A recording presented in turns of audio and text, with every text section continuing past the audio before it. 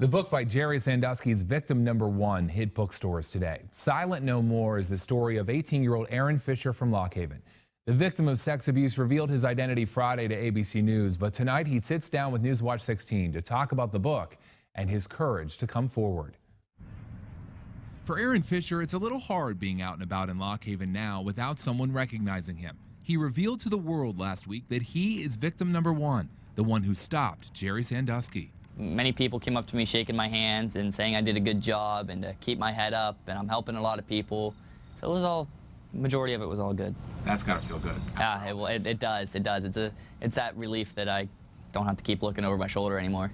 Aaron Fisher's story of sexual abuse and the courage to report it is now available for all to read in his book Silent No More, Victim One's Fight for Justice Against Jerry Sandusky. I want to get out there and talk to kids in schools and parents of kids who are in school. When we sat down with Aaron, he said he wrote the book and came forward to help others, to give other young victims courage to stop their abusers. These photos show Aaron Fisher at the age he was abused. He was between 11 and 14 years old, but looked even younger than that. I put a stop to one, and now another kid's safely tucked into his bed, you know, not having to go through this. And if I can talk to school students and talk to their parents as well, maybe I might be able to help, you know, a set of other kids. But none of it was easy for Aaron. He says first he was doubted when he reported abuse to officials at Central Mountain High School, and says he got even bullied about it by other students, had to leave the school. Then my name got leaked out, and other people were not too happy with the fact that I could make so-called allegations, which didn't turn out to be allegations after that. They turned out to be the truth. He had the courage to sit in front of Sandusky at trial, weeping as he testified about the horrific abuse, graphic details he had to repeat over and over to countless investigators. In order to get it off your chest, and in order to get justice from it, you just have to power through it. I mean, you just can't not say anything. It'll eat at you for a very long time until you get it off your chest. When the former Penn State coach was sentenced again, Aaron was only feet from his abuser.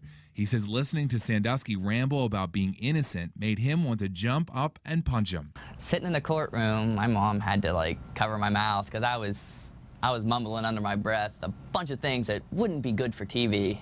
The book is written by Aaron, his mom, and his psychologist. 3 different perspectives about how a boy was abused, how a mom was fooled by the powerful Sandusky, and how a psychologist helped them heal and seek justice.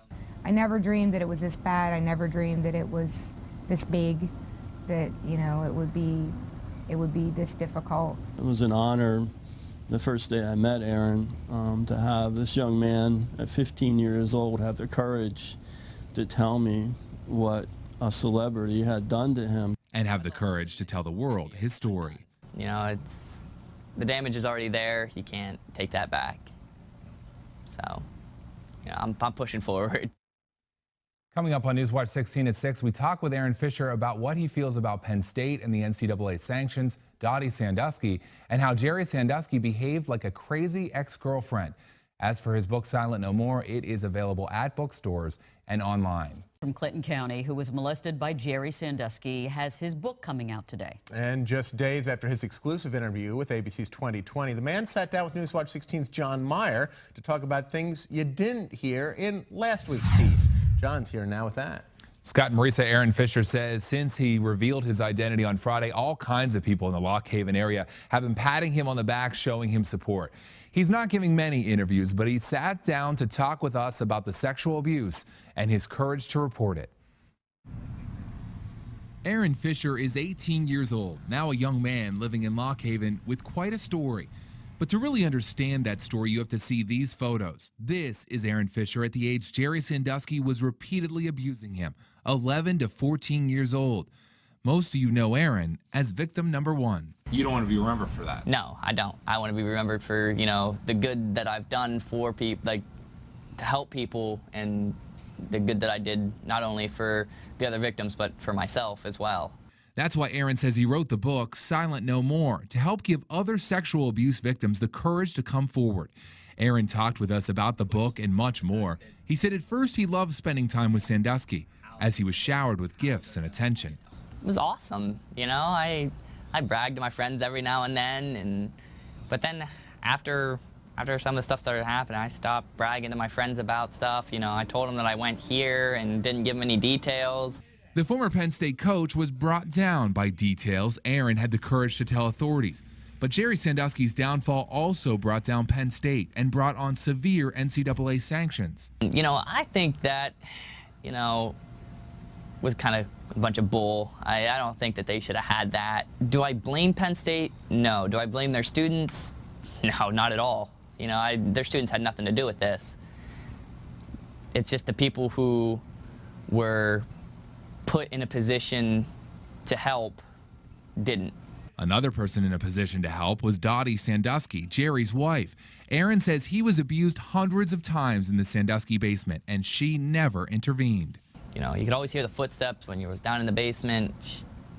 She was always there, and to say that she didn't know anything that was going on, or that she knows that nothing bad was going on in her basement, I think she's just as naive as Jerry.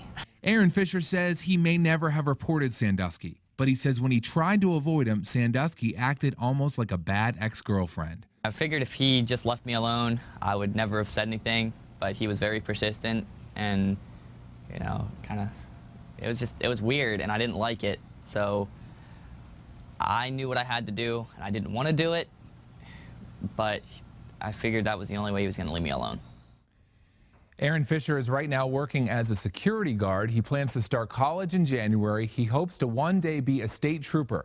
He says he wants to be able to protect others after so many failed to protect him. And after talking with him, he really seems like a young man with a bright future. Wow, what he has to say about Dottie Sandusky. Oh, yeah. How about that? Is incriminating. He had a lot of things to say about a lot of different aspects of this. And more coming up tonight on Newswatch 16 at 7. Yep. John, thank you All very right, much. John, thank you.